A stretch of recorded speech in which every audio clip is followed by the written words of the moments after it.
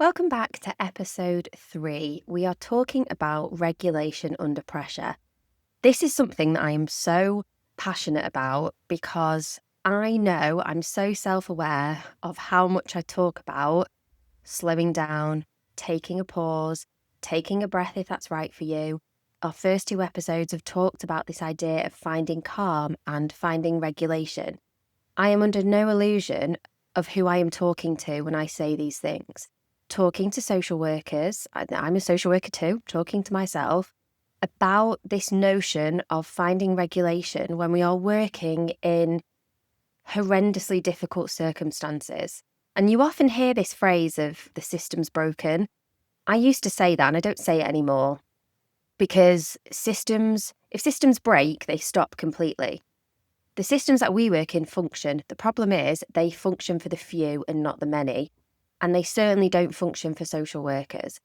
I know that you are listening to this and you have a huge caseload to manage. I don't always like the word caseload because it's not a case, it's a family, but you have huge amounts of not just the emotional weight of the people that you are working with, often at the worst times of their lives, often intervening when they might not necessarily want you to be intervening, often dealing with multiple things that exist within a system, things like poverty and racism and discrimination. You are holding all of that, the emotional weight of it, at the same time as having to hold the processes. Everything you do has to be written up. You might have AI like magic notes, but it still, I know, doesn't massively reduce the amount of paperwork that you then have to do. The accountability, the commitment that you then have to things like supervision. There is so much going on at once, and I never ever want to reduce everything that you do and I suppose minimize it by going, it's fine, just take a deep breath. And I don't think I've ever done that, but it's something that I'm really conscious of. And something that I say, I've said it before in this podcast, I say it in training, deep breaths do not reduce caseloads. So it is no good to just say, I know what the answer is. Social workers need to meditate or social workers need to do mindfulness. It's just not that simplistic. And there's no way that I would produce a series like this, produce a reflective guide that I have that is free. You can go and download it. There's no way that I would have the entire Practice Pause library inside the collective if I also didn't have or talk about the systemic pressures that we're under, the changing political climate, which massively impacts the stress that social workers are under. So I just want that to be so clear, because what can happen if that's not clear is you might have a social worker, it might be you listening, who is significantly struggling and you think, actually, maybe it's my fault because I didn't do enough meditation. If I was calmer, maybe I wouldn't be dealing with the overwhelm of work. That's just absolutely not true. The Social Work Collective Academy, we have 3 core pillars: calm, competency, and confidence. They all exist together. I don't think that you can have one without the other. They all impact each other.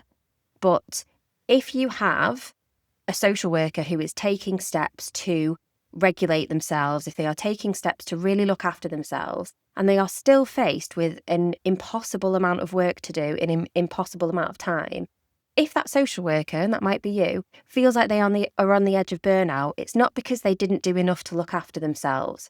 It's because the expectation on them was too great. Now, I say that because I am still talking about regulation because I think although it isn't everything, although we are part of a wider ecosystem, it is one thing that we can do to take some steps in looking after ourselves. It's not going to fix all the problems and it isn't going to reduce the caseloads, and we need to look at that as well. But regulation changes how we respond to things, not necessarily the workload. Again, coming back to that book, I think I mentioned it in episode 1, Thinking Fast and Slow. It talks about the fact that when we're stressed, our thinking is fast and it is reactive. Sometimes it has to be in social work, by the way. We don't have a lot of time. When we are regulated, we can slow things down. We have access to more accurate thinking. When we are regulated, maybe we're in a better position to then use our voice and advocate for the fact that we've not had supervision for over 8 weeks. Potentially, once we have taken a practice pause, we are able to go into a situation that we've been dreading all week and actually come out feeling calmer and clearer because we asked the right questions. So this is absolutely not a quick fix to a very problematic system. And I don't want anybody to think that's something that I'm encouraging, because I'm not. If you don't follow me already on Instagram, it's instagram.com/Vicki Shevlin_.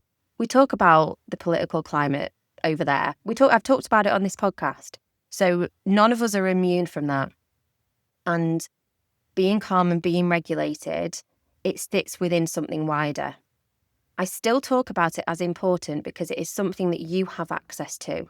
And in the moment, when you have just come off the phone and someone's been shouting at you, or you've just come out of a meeting and everybody is putting that expectation on you to do something and there's nothing else that you can do, one of the instant things that you can do to protect yourself, your body and your nervous system, is to find that moment of pause and regulation.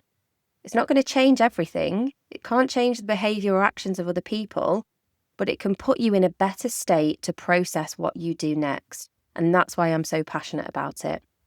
So please know that if you are somebody who's already accessing ways to regulate your nervous system, again, episode 2, that means lots of different things to different people, and you are still feeling the stress and burnout, it's not you. It's never just going to be you. And this is not a quick fix to all of those systemic errors. But what it does mean is when you feel calm, when you've regulated, when you've taken that pause, you're in a better position to put yourself first, to advocate for yourself, and to advocate for the children and families that I know you care about so much. I'm not ever going to simplify this to make it more palatable. It's complicated, it's very messy, but it doesn't mean we're not going to make efforts to find the calm, to find the regulation, and to take those pauses in our practice. Now, today, your one thing, your little challenge from me, is before your next task, whatever it is that you have to do next, I want you to take one slow breath before. If you're a regulation through movement person, maybe you just, I'm dancing here, I don't know why I'm telling you because I'm recording it audio on a podcast, but maybe you just take a movement, maybe it's a stretch, maybe it's a little walk around the office, and ask yourself, what is actually required of me here? Just one question can slow down your thinking ever so slightly to make what you do more intentional. Our practice pauses are designed for pressure, but not for perfect conditions. But I believe that when we are more regulated as a profession, when we are more committed, and when we are part of a collective, we're in a position to do that advocacy on a wider scale.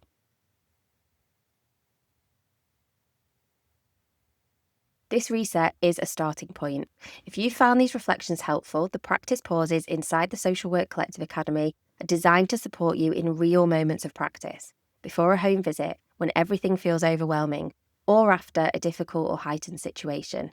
That is about a 3-minute practice pause, which supports you through releasing that tension from your body so you are in a much better place to decide what you do next. We are here to help you slow things down, just enough to think clearly, make safe decisions, and move forward without carrying everything alone. The collective sits alongside best practice, offering calm, practical support for social workers who care about how they practice and the standards we set for our profession. You can find out more and join at socialworksorted.com/the collective. All the links you need are in the show notes and description box. Thank you for taking the time to pause, and see you for the next episode.